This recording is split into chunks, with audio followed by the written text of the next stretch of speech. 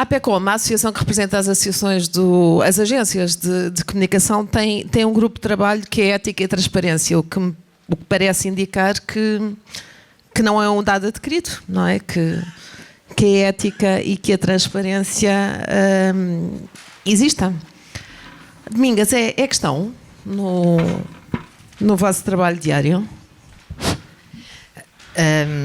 Está aqui a Presidente da APECOM, mas como eu estou no grupo de trabalho do lobbying, se calhar respondo. Este grupo foi criado por causa da regulamentação do lobbying.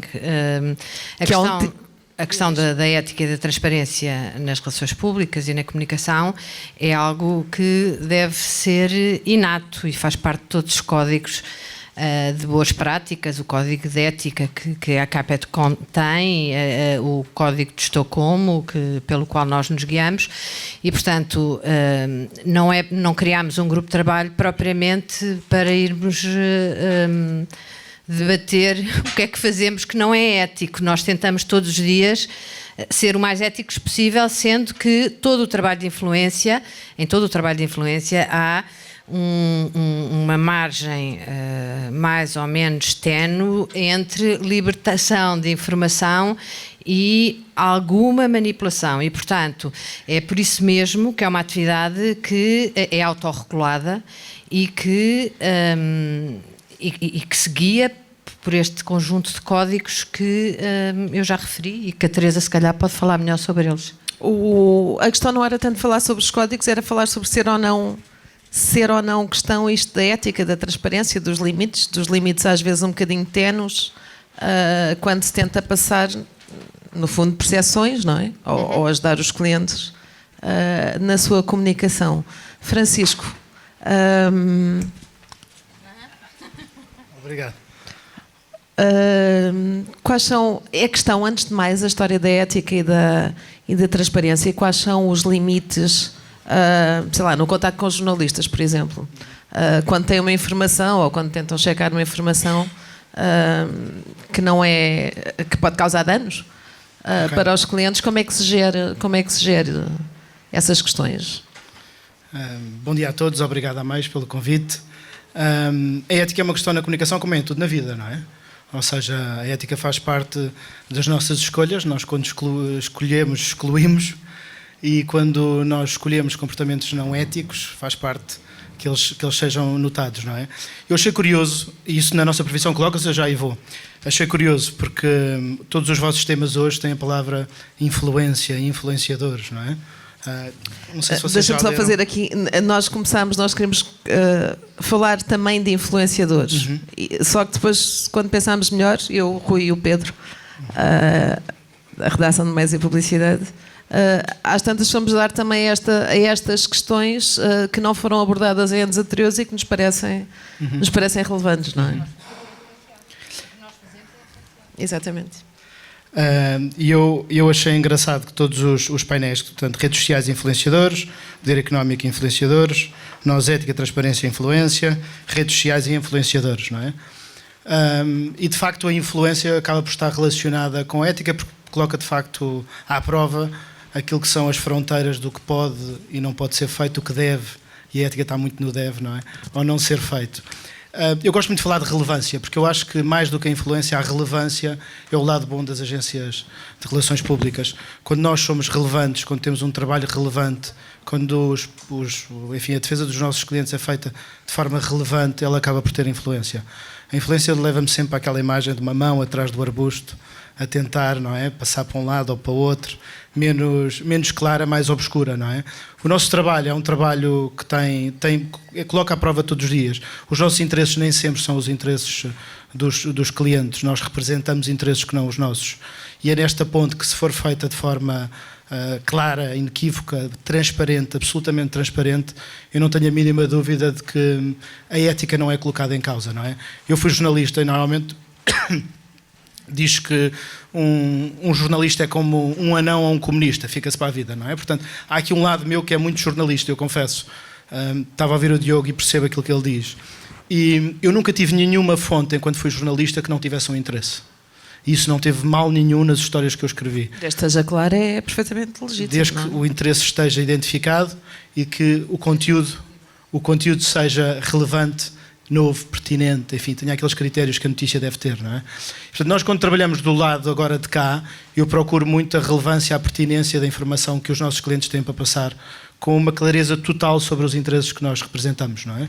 E esta ideia da ética está também muito relacionada, eu não tenho a mínima dúvida que a transparência é o outro lado da moeda da ética, e quando nós somos absolutamente transparentes em relação àquilo que representamos, aquilo que queremos passar, o jornalista, enfim, as pessoas com quem nós relacionamos, os vários, enfim, stakeholders, sejam eles quais forem, não é? Enfim, públicos, o decisor público, o jornalista que mediatiza, enfim, aquilo que são as nossas equipas a gerir, as redes sociais, vocês há pouco falaram um pouco sobre isso, sei que terá um debate muito focado nessa área.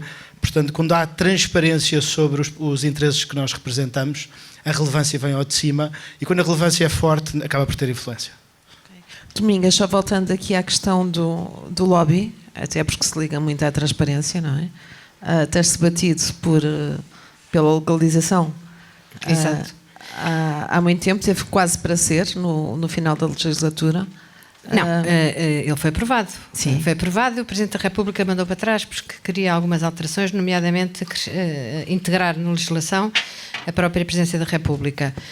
Segundo informações que eu tenho, já entrou outra vez. Portanto, eu imagino que a regulamentação do lobbying seja uma realidade que dentro de pouco tempo entre em funcionamento.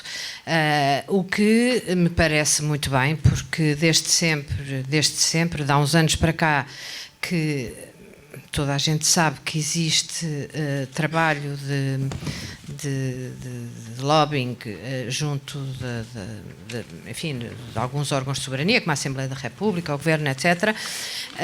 E só que, não havendo regulamentação, ele não é feito de uma forma tão transparente, a não ser com a transparência que tu lhe quiseres dar.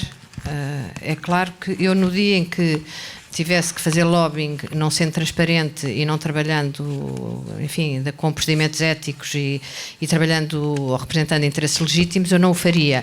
Mas eu não sei se é toda a gente assim. Isso, como não há regulamentação, nem há códigos de conduta, qualquer pessoa pode utilizar as técnicas que quiser. E, portanto, o que eu acho, ao contrário do que muita gente diz, que o lobbying, que é a regulamentação da corrupção, não é. A regulamentação do lobbying vai ocupar um espaço que atualmente é de informalidade e, como nós sabemos, não há nada melhor que a informalidade para levar à corrupção.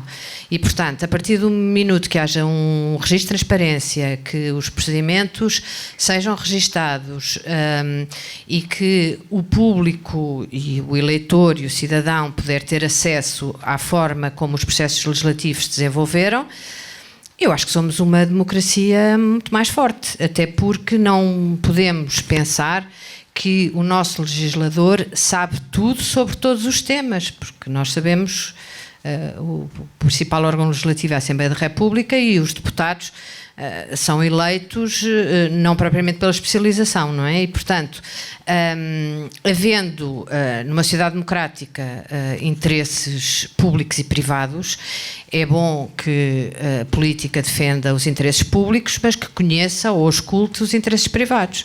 E, no fundo, é isso que nós queremos fazer, queremos que o Estado faça, ou escutar os interesses privados, tendo em conta o interesse público, porque muitas vezes o que se pretende é o mesmo, eventualmente de outra maneira.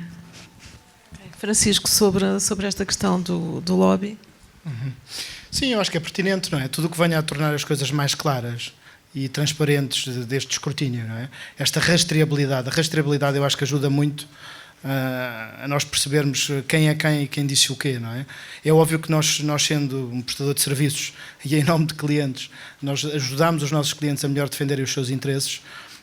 Nós temos um papel a desempenhar. Portugal não será o primeiro país, nem o último a querer regulamentar, enfim, o lobby.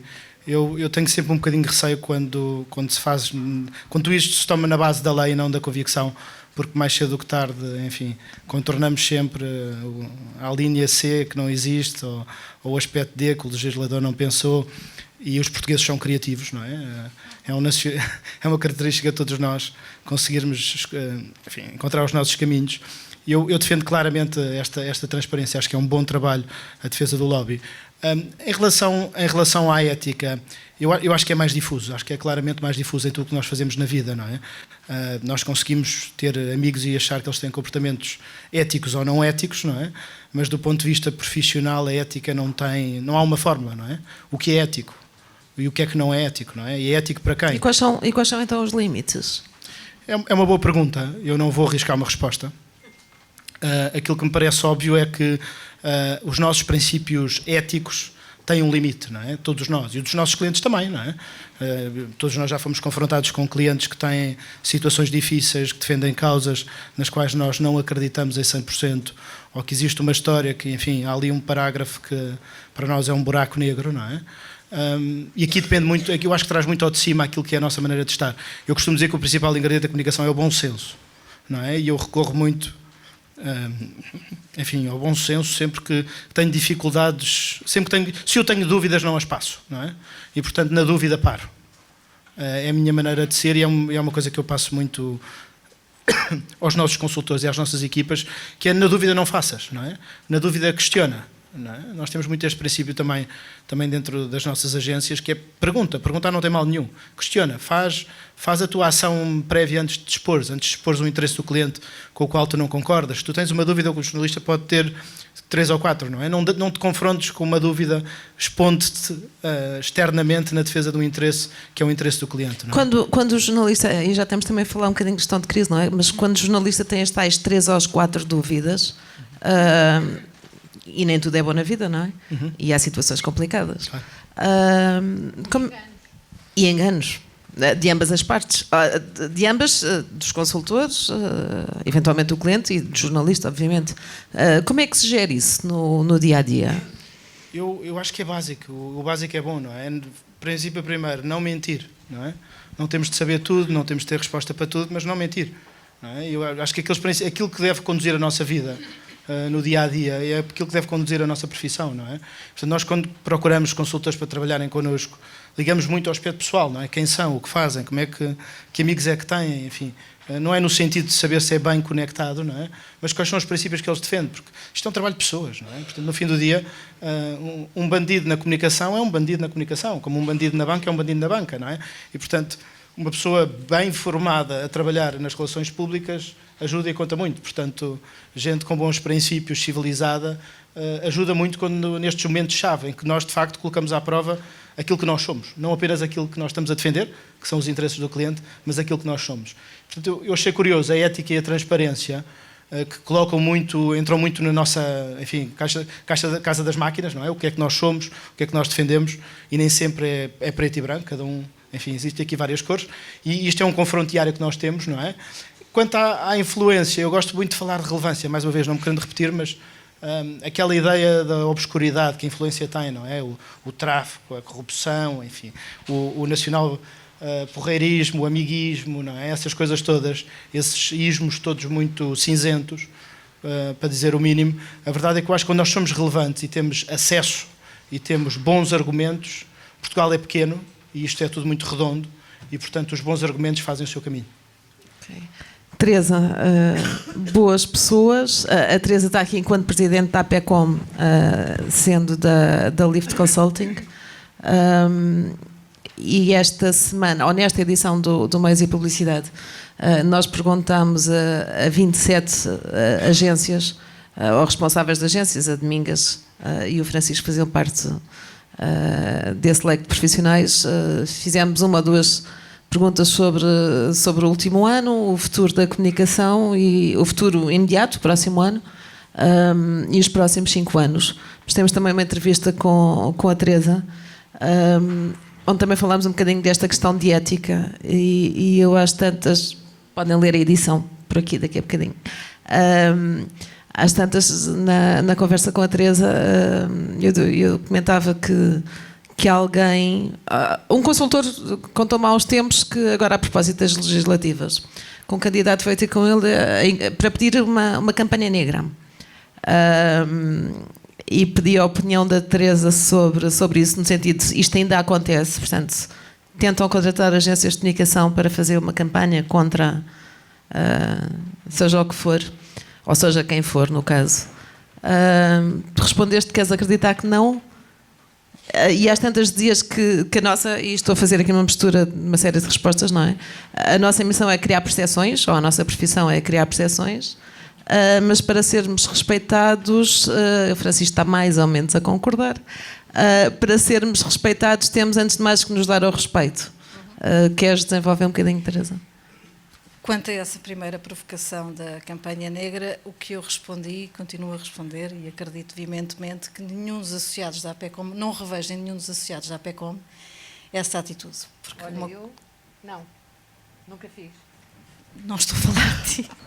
Não revejo, acho que dentro dos nossos associados não é o que Francisco dizia aqui há pouco, acho que todos nós representamos interesses, concordamos mais ou menos com eles, temos é que ter a certeza que o estamos a fazer com base em princípios éticos e com princípios de verdade. Deixa-me só fazer aqui um enquadramento. Portanto, a questão não era se as consultoras iam ou não atrás e se temos para campanhas negras o FIAT não sei quanto, não é? Era se a percepção de que há da parte dos clientes, e isso também foi muito conversado, se as consultoras ou a atividade da comunicação não se dá pouco a conhecer, ou seja, se não comunica mal, se não se comunica mal a si própria. A ética precisa de relações públicas, é o que eu acho que estamos aqui um pouco a chegar à conclusão, porque na realidade nós na nossa área somos responsáveis por criar relações com vários públicos e através dessas relações transmitir mensagens, posições, fazer influência, todas as questões que temos falado aqui. Ora, a moeda de troca, a unidade monetária destas relações é a confiança. E na confiança, à confiança estão subjacentes os tais princípios éticos, que eu também concordo que são uma mistura daquilo que são a nossa formação, enquanto profissionais, enquanto pessoas, mas também alguns códigos normativos que têm que existir. E, portanto, acho que a APECOM aqui tem um papel muito importante, porque não só pode olhar para aquilo que é o nosso mercado doméstico, mas também olhar para estas boas práticas internacionais, porque estas questões têm que se debater sem preconceitos. Tem, de facto, que existir um trabalho de comunicação sobre as questões da ética, da influência, da regulamentação do lobby. Todas estas questões fazem parte da nossa atividade e do nosso dia-a-dia. E, portanto, temos que as abraçar sem medos e introduzir neste debate todos os públicos. E eu aqui deixaria quase também um bocadinho ao jeito de uma provocação positiva. E a propósito da regulamentação do lobby, que está novamente na agenda, que, havendo uma comissão de transparência novamente na Assembleia da República, ela não reúne à porta fechada, porque acho que é um contrassenso. E, portanto, acho que deixamos aqui, uma vez mais, enquanto representante da APECOM, a ideia de que estamos cá para contribuir para esse debate, para fazer parte e para dar os nossos contributos enquanto profissionais, a percorrer este caminho. Não vai acabar agora, não é? É um bocadinho isso. E para nós, e para esta direção, não só para mim, mas para todos os que me acompanham, todos os que estão na direção e todos os associados, elegemos e discutimos entre todos que esta questão da ética era uma questão fundamental para os próximos 2 anos. Porque não podemos viver só de códigos, temos que os praticar. E, portanto, é a nossa intenção gerar este debate e obrigada também por terem trazido este tema, que eu acho que é importante debater sem preconceitos, sobretudo. Ok. Miguel, o Miguel é o cliente aqui neste painel. Representa uma empresa particularmente difícil, a tabaqueira, tanto em termos de regulamentação e de limitações à comunicação, como uma empresa que vende um produto que bem à saúde não faz, não é? Pelo menos julgo que ainda não há estudos nesse sentido. Gostava um bocadinho de enquanto... E que não tem agência de comunicação, certo? Ou pelo menos regular. Temos agência de comunicação e trabalhamos com agências de comunicação. Eu acho que nós somos uma empresa, trabalhamos num setor polémico, num setor que é legal e lícito, mas que tem regras muito próprias. Deixe-me só, antes disso, ou antes de irmos à tabacária, como é que se comunica um produto como tabaco, só sobre esta questão da ética, da transparência, do lobby, da regulamentação de lobby, da gestão de influências, não é? Qual é a sua perspectiva sobre o que foi dito quase até agora? Sim, no fundo como eu dizia, nós vivemos num setor muito polémico e altamente regulado. E tem que ser mesmo assim, porque de facto trabalhamos com um produto que não é inócuo, com um produto para um consumidor que decida consumir um produto de tabaco ou de nicotina tem que estar informado sobre os riscos que está a correr. E isto tem de facto uma importância muito grande. E por outro lado, nós temos também por esta razão e pela indústria em que operamos e por toda a polémica que está envolvida nesta indústria, temos códigos de conduta e de ética e compliance internos que são muito estritos em tudo aquilo que fazemos. Portanto, todas as atividades que nós fazemos, sabemos quais é que são as fronteiras que temos para dirigir a nossa atividade. Que vão desde reportarmos quando temos reuniões com por exemplo, uma entidade governamental, que vão desde nunca podermos fazer qualquer comunicação com não fumadores, com comunicação com menores de idade. Portanto, temos regras muito estritas a todos os níveis sobre isto e seguimos-las, e para nós é o que faz sentido do ponto de vista de negócio, não é? É uma razão sem a qual não teremos nunca sucesso. São as nossas bases e as linhas orientadoras. Nós costumamos dizer que temos os valores de honestidade, respeito e equidade e que esses devem ser os valores que nos regem em tudo aquilo que fazemos. Portanto, é um bocadinho aqui para dar um enquadramento sobre como nós vimos isto. Claramente, o bom senso deve imperar e devemos seguir as regras. Basicamente é isto. Agora, porque é que temos uma empresa de comunicação, se calhar? Nós estamos neste momento a passar uma fase, ou a viver uma fase de verdadeira revolução no mundo do tabaco. Acreditamos que temos produtos que, apesar de não serem inócuos, são melhores para os fumadores do que os cigarros tradicionais, porque não têm combustão. Não entrando muito em detalhe, mas só dando um exemplo, quando comparamos um aerossol de um tabaco aquecido, por exemplo, com um cigarro convencional, estamos a falar de ter menos de 95% de tóxicos. Isto está provado cientificamente, apesar do que às vezes, em algumas notícias que aparecem nos jornais, podemos falar também um bocadinho sobre isso, mas isto está provado cientificamente e comprovado por entidades externas, FDA nos Estados Unidos, Public Health England na Inglaterra, Instituto de Risco Alemão, muitas entidades que dizem isto. Mas como é que nós podemos comunicar isto aos nossos consumidores? Com uma comunicação tão restritiva. Tão apertada. E por isso é que nós recorremos muitas vezes às agências também para perceber qual é a melhor estratégia para conseguirmos criar o interesse também nos próprios mídia para podermos discutir este tema. Porque nós queremos discutir este tema de forma transparente, com factos, sem ideologias, sem preconceitos, porque hoje em dia, infelizmente, é o que nos deparamos diariamente em relação a estas novas propostas. E temos coisas tão estranhas como temos entidades regulamentares em alguns países a dizerem sim, estes produtos são realmente uma alternativa, estes produtos são melhores, não são inócuos, o melhor é não usar nenhum produto de tabaco ou nicotina, e nós dizemos isto abertamente, mas a realidade é que as pessoas continuam a fumar. Existe uma prevalência, as pessoas não têm comportamentos perfeitos. As pessoas continuam a comer alimentos com gordura, com açúcar, com álcool, continuam a fumar, e a Organização Mundial de Saúde prevê que existam daqui a 10 anos o mesmo número de fumadores que existem hoje. Portanto, para estas pessoas não faz sentido ter uma alternativa melhor. E depois temos governos que dizem que sim e algumas entidades regulamentares que dizem que não, que é tudo igual e que não vale a pena, de facto, olhar sequer ou discutir de forma aberta este tema. Que é o caso do governo da legislação nacional, não é? Ou há... De certa forma, eu acho que há aqui tem havido uma posição, em particular, nós tivemos agora recentemente um evento no Algarve, onde saiu umas declarações a dizer que os produtos eram todos iguais, onde havia tóxicos nestes produtos que não existiam nos cigarros. Nós estudamos o caso do tabaco aquecido, nós temos um conhecimento perfeito científico sobre o que se passa no aerossol, no aerossol que é gerado quando comparado com os cigarros. Agora, estas entidades não nos querem ouvir e não querem falar connosco sobre isto. E a questão é um bocadinho esta: como é que nós podemos pôr... A nossa posição é dizer... O melhor é não usar nenhum produto, mas um consumidor que o decida fazer deve estar informado sobre tudo aquilo que tem à sua frente. E nem sempre isto acontece. E como é que se comunica numa situação dessas? Ou como é que uma agência vos pode ajudar numa situação dessas? Por um lado... A Dominga está aqui a dizer lobby, ou pelo menos a pensar. Não, nós por um lado obviamente preferimos e tentamos sempre contatar diretamente com os meios de comunicação, gerar oportunidades para falarmos, para estarmos presentes com reportagens, com opiniões, com contraditório.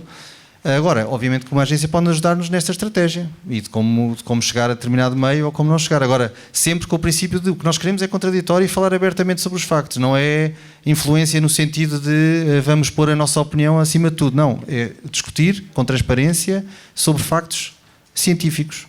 Com dados, exatamente. E que nem sempre... E esse tema do tabaco é um tema mesmo... claramente cria muita polémica e o que nós sentimos é que não temos espaço, muitas vezes, para ter uma discussão com dados de forma a informar as pessoas do que realmente interessa. Okay. Francisco... Como é que se defende um caso destes, não é? Quem fala de tabaco fala dos açúcares, com cada vez mais restrições, do álcool, cannabis, do sal. Com transparência, ou seja, esta ideia de que isto faz mal, mas se deixarem de fumar com combustão, passarem a fumar sem combustão, faz menos mal. A ideia do menos mal, não é? E, portanto, quer dizer, tendo o representante do negócio a dar uma alternativa melhor para as pessoas, eu acho que aí é a verdade e a transparência. Há bocado nós estávamos aqui a falar sobre esta ideia, não é? Dos interesses obscuros e lembrei-me do caso da Bell Pottinger, não sei se vocês conhecem bem o caso, mas enfim, foi uma grande agência de relações públicas no Reino Unido. Eu creio que foi a maior até do Reino Unido, enfim, na altura, no início desta década. Se não era a maior, era a segunda com mais faturação, baseada no Reino Unido. E de repente implodiu em 2016, 2017, faturava 26 milhões de euros. E implodiu porquê? Porque foi apanhada na defesa obscura de um cliente na África do Sul. O Sr. Bell era um grande senhor da comunicação, enfim, foi o marketeer da Margaret Thatcher e basicamente foram apanhados em 2016 a fazer uma campanha obscura de redes sociais muito ligada a interesses racistas e foram apanhados, porque eram eles que estavam de certa maneira a fazer esta campanha obscura, não é? Foram apanhados, teve um impacto brutal no negócio, toda a gente saiu e de repente eles perderam clientes, perderam consultores. E aquilo terminou para aí com um buraco de mais de 10 milhões de libras, não sei o valor ao certo, mas enfim, faturava 26 milhões, isso eu lembro-me, e de repente deixou 10 de buraco e desapareceu, literalmente, não é? E isto tem muito que ver com esta ideia, não é? Da ética e da transparência e como a influência no sentido errado, não é? A tal mão atrás do arbusto obscura, com interesses obscuros, não transparente, não declarada, conseguiu levar consigo uma agência, enfim, não sei se não era tão sólida quanto se imaginava, porque ela caiu, não é? E caiu literalmente de 4, não é? Em poucos meses.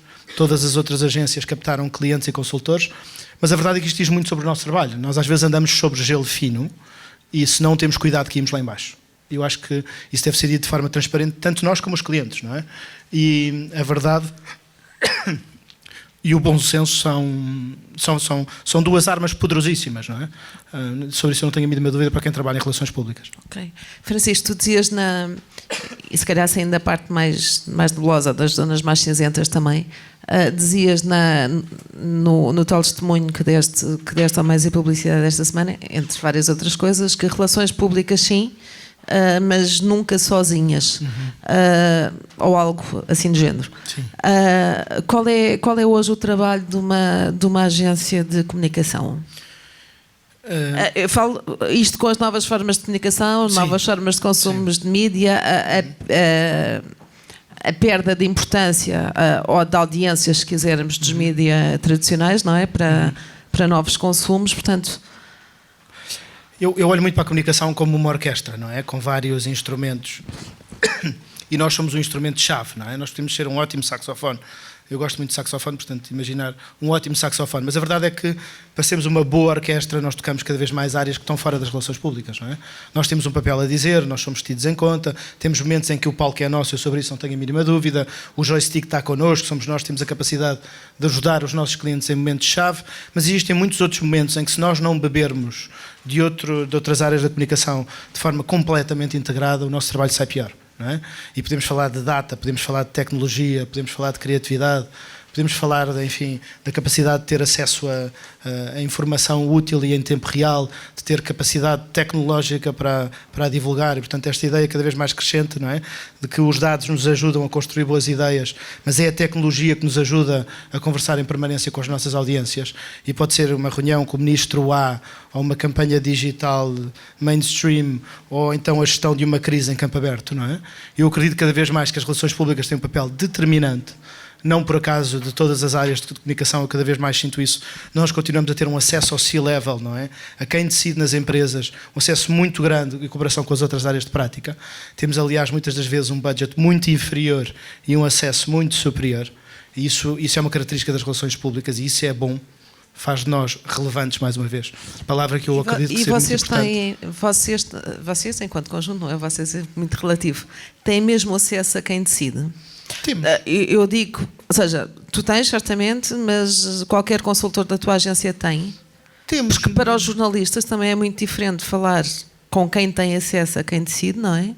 E depois com a pessoa que tem que fazer perguntas à pessoa, que depois faz à pessoa e depois faz à pessoa. Uhum. E às tantas mais vale pegarmos no telefone e ligar diretamente para quem decide, não é? Ou seja, sim, eu percebo, na ideia de ter o porta-voz da empresa, o decisor, o C-level, como eu lhe chamei, não é? Lidar diretamente com o jornalista, acontece muito com os nossos clientes fazerem isso, não é? Mas há sempre um trabalho preparatório, há um trabalho de enquadramento, há um trabalho, enfim, que é feito prévio e posterior à realização do contacto, não é? Que é feito pelas relações públicas, e portanto, eu vejo... Eu quando digo ter acesso aos jornalistas, quer dizer também os consultores terem acesso ao C-level? Tem, vejam, quer dizer, eu não conheço nenhum diretor-geral, nenhum CEO de uma empresa que não queira ver o press release onde vai ter a declaração dele, não queira saber quem é o jornalista que o vai entrevistar, em que enquadramento é que ele vai falar. Portanto, nós temos acesso, quer dizer, na nossa agência temos acesso a quem toma as decisões, não é? Mais até do que muitas outras áreas de negócio, por exemplo, a mídia, muitas das vezes, enfim, os níveis de decisão são inferiores, não é? Ou a criatividade, que também são inferiores. Falamos de diretores de marketing, falamos de diretores de marca, não é? Nós temos esse acesso, mas eu acredito cada vez mais que o nosso saxofone, que dá uma música fantástica, vale muito menos quando não está enquadrado e alinhado com todas as outras áreas da comunicação. Portanto, aquilo que eu escrevi era muito nessa ótica, que é relações públicas, sim, somos relevantes, nunca podemos perder esta relevância, porque aquilo que é relevante conta na nossa vida, e nós temos que contar na vida dos nossos clientes, mas a verdade é que se nós não juntarmos esta relevância a outras competências que outras áreas têm e que se tornam também muito relevantes para os nossos clientes, nós somos piores, somos mais fracos. E, portanto, num mundo como o nosso, onde a tecnologia e a data são dois pilares fundamentais, é óbvio que nós que damos o acesso muitas das vezes, não é? Damos a estratégia, o acesso e a conversação com o mundo exterior ou com o mundo interior, não é? Dentro das empresas. A verdade é que a data e a tecnologia não são instrumentos que as empresas de relações públicas tenham tão desenvolvidos quanto as empresas de mídia, por exemplo. Domingas, o Francisco está numa multinacional, não é? Num dos grandes grupos de comunicação. Tu estás neste momento, a tua agência está sozinha há 1 ano e tal, 2 anos. Isto da data, da tecnologia, para uma agência independente no sentido de não pertencer a nenhum grupo nacional, como é que estamos nesse ponto? E das relações públicas, sim, mas jamais nós não sozinhas. Não estamos totalmente sozinhos. Desde o verão que integramos uma rede internacional com parceiros. E depois temos parceiros nacionais também, não nos perdemos, não é? Por causa disso. Quer dizer, eu posso ter in-house ou posso, de acordo com o caráter ou com o perfil do cliente, poder escolher qual é o fornecedor que mais se adequa e eu ser o contacto com o cliente ter um contacto único, que é um problema grande que os clientes têm, terem uma multiplicidade de contactos, e eu tenho essa liberdade de poder escolher quais são os melhores parceiros de acordo com o perfil do cliente. Mas eu sei que isso tocou, mas há uma coisa que eu preciso dizer. É que nós temos um complexo linguístico na nossa profissão. Há 3 palavras em Portugal que noutros países não têm problema nenhum e que em Portugal são péssimas. Uma é influência, outra é lobbying e outra é relações públicas. Influência, a percepção é a que o Francisco acabou de dizer, é que existe uma mão por trás daquilo tudo. A influência é a coisa mais natural do mundo. Eu, quando conheço uma pessoa, só pela minha cara já a estou a influenciar. E há boas influências e más influências. E eu acredito que trabalhamos nas boas influências. Depois, as relações públicas em Portugal, nós devemos ser o único país da Europa em que não nos afirmamos como PR consultant e somos uma communication consultant, porque em Portugal as relações públicas são as meninas que nas discotecas dão às amigas os bilhetes para coisa, ou então queremos queixar aos serviços de água porque temos uma conta de água muito grande e temos que pedir para ligar às relações públicas da água e, portanto, nós temos alguma dificuldade e algum complexo relativamente a estes termos e, portanto, gostava de dizer orgulhosamente que quando enfim, foi definido o posicionamento da Wisdom, posicionámos-nos exatamente no território da influência, porque eu acho que é a influência que faz tudo. Agora, não estamos a falar de más influências, estamos a falar de boas influências. Qual é a terceira palavra? A relações públicas e o lobbying. O lobbying não é corrupção, é uma profissão. Eu até sei de políticos que ficaram muito incomodados porque podia-se regulamentar o lobbying. Não se podia dizer é que existem profissionais do lobbying. Então, regulamenta-se uma profissão e depois não pode haver profissionais? Há coisas que não fazem sentido e Portugal tem este problema. Há outra coisa que eu gostava de acrescentar. Mas isso não é um problema de comunicação também vosso? É, mas a Teresa já disse, nós temos um problema de comunicação grande. Pronto, isto vai devagar, mas vai, pronto. Depois, relativamente aos limites, eu acho que há um limite, que é a legitimidade. Eu acho que chega a uma certa altura que tu perdes a legitimidade. E enquanto houver legitimidade para representar interesses, e os interesses que sejam legítimos, porque se não forem legítimos, eu acho que não devem ser sequer representados, eu acho que há sempre esse limite. Concordo com eles relativamente à ética, ou se tem ou não se tem. Ponto. Ou nós nascemos para criar e para conceber e para pensar que funcionamos em sociedade, que existe o outro, que convém não prejudicar. Mas não temos que ser tontos, mas também é assim, nudez, como é que é? A transparência não é nudez, não é? Eu posso dizer o que tenho a dizer, não tenho que dizer tudo sobre mim. Eu não digo a muita gente porque é que as empresas têm que dizer, não é? Também não tenho que mentir. E, portanto, essa gestão que nós ajudamos a fazer e que eu acho que não tem a ver com... não tem a ver nem com corrupção, nem com... Ajudamos a pensar. Ok. Queria só, numa ronda no final e numa frase, podemos voltar à Domingas e fazermos daqui para ali. Só, nós no primeiro painel falámos muito de mídia, de jornalismo, de influência também, ou de poder económico. Como é que, e do negócio Mídia Capital Cofina, qual é a vossa opinião sobre em que é que o estado dos mídia vos afeta na vossa profissão, enquanto cidadãos, eventualmente se quiserem, mas na vossa profissão, e como é que vem esta concentração que à escala nacional pode ser grande, mas estamos a falar de um grupo que a nível europeu ou mundial vai ser sempre um grupo pequeno, não é? Eu imagino que a percepção do público em geral é que para as agências de comunicação é ótimo terem meios de comunicação mais fracos ou menos meios de comunicação, etc. Eu não acho nada. Eu acho que quanto melhores forem os jornalistas, melhor é o nosso trabalho. Aquela história de nós só termos jornalistas que colocam uma notícia com o texto exatamente como nós pusemos, não é bom, porque não investigou, não tem mais dimensão, não dá mais destaque. Portanto, eu acho que é muito importante, do ponto de vista profissional, enquanto profissional da área de relações públicas, acho que é fundamental termos um quarto poder forte. Acho que não é forte atualmente e acho que eles têm o mesmo problema que nós. Aliás, tu viste que eu no fim da conversa fui-lhes lá dizer, não é?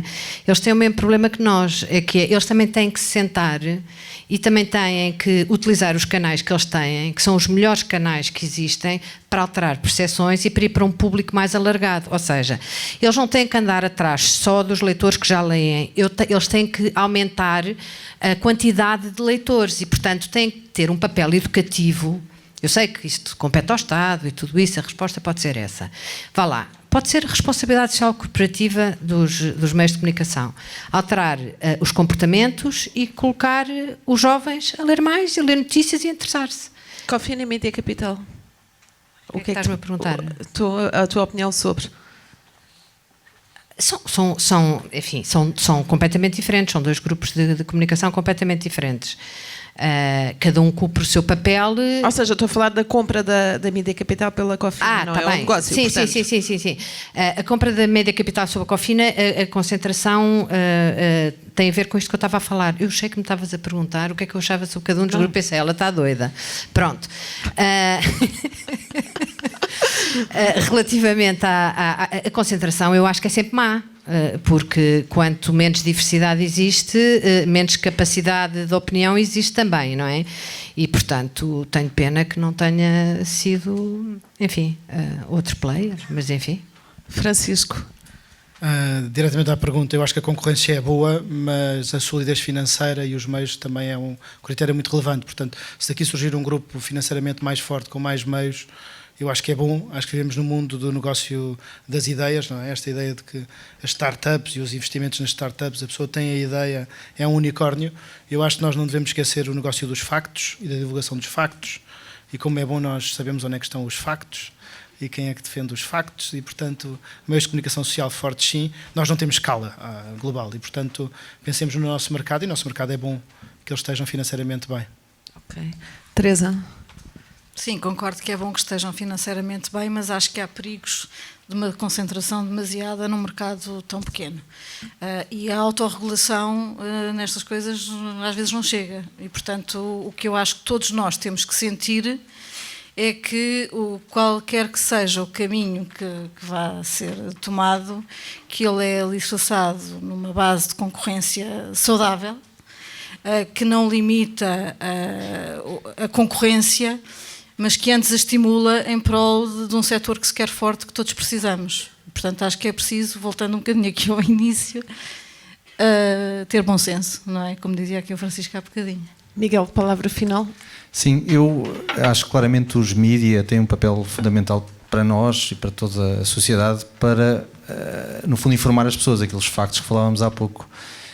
No nosso caso, quando nós falamos em inovação, e nós estamos aqui a falar claramente de um processo de inovação que temos pela frente e de uma revolução total da indústria, interessa-nos informar os consumidores e interessa que o regulador, muitas vezes, segue tardiamente essa inovação. E há vários exemplos para isso, só muito rapidamente 2 exemplos. O cinto de segurança, a segurança rodoviária, foi inventado nos Estados Unidos à volta de 1950 e foi lei em 1966, penso eu. 15 anos depois, ou 16 anos depois, quantas vidas é que teriam sido salvas se a regulação tivesse sido mais rápida? Um exemplo mais ligado com a minha indústria, mas não tem nada a ver com a Philip Morris ou com a tabaqueira. Há um produto na Suécia, que é o snus, que se chama snus, que é um produto de tabaco que é consumido de maneira diferente. É posto na boca, é um saquinho com tabaco, que se põe na boca e é assim que consome nicotina e o tabaco. Na Suécia, só é comercializado na Suécia, 17% dos fumadores, que eram ex-fumadores, usam este produto, e só há uma incidência de fumadores de 5% na Suécia. No resto do mundo, 1 em cada 7 pessoas fuma. Neste país, este produto, há uma esmagadora menor incidência de doenças relacionadas com o tabaco. E está provado cientificamente, é um caso de sucesso de saúde pública, eu diria. E este produto é proibido em toda a Europa. Há aqui alguma coisa que não faz muito sentido, não é? Porque se os fumadores vão continuar a fumar, porque não terem alternativas menor, ou com um mal menor e que sejam de facto preferíveis. E nesse aspecto eu acho que os mídias têm uma influência enorme em trazer estes assuntos para a discussão, ouvindo todas as perspectivas. Eu acho que claramente tem um papel fundamental para nós e para a sociedade em geral. Ok. Teresa, uma frase enquanto representante do setor, não é? Ou da associação que representa o setor, só uma frase, uma mensagem que gostasses de deixar aos nossos convidados e leitores. No fundo, de convidar todos para participarem mais nestes debates que a APECOM também quer continuar a ter e que quer fomentar, e também contamos com o vosso apoio. Porque de facto nós vamos celebrar 30 anos, estamos a celebrar 30 anos este ano, vamos estar o ano todo em comemoração, e uma das prioridades que elegemos foi sairmos do nosso próprio setor, porque sentimos isto, que precisamos de dar relações públicas às relações públicas, que precisamos de dar voz àquilo que são as nossas preocupações. e só vamos conseguir com a ajuda de todos, mas também saindo de dentro daquilo que é o nosso espectro de conforto do nosso setor mais pequeno, não é? Temos esta importância transversal e queremos envolver todos, e as empresas também. Diogo, onde é que está o Diogo? Queremos envolver todos no debate, nas conversas, nos eventos que vamos organizar e, portanto, é uma mensagem de dinamismo que queremos deixar aqui. Muito obrigada, Teresa, Francisco, Domingas, Miguel. Aproveito para dizer que o Mais e Publicidade estamos a falar para ver como é que vai entrar em todas essas iniciativas que a APECOM vai levar a cabo, mas depois contaremos. Vou pedir ao Rui Oliveira Marques. Muito obrigada, portanto.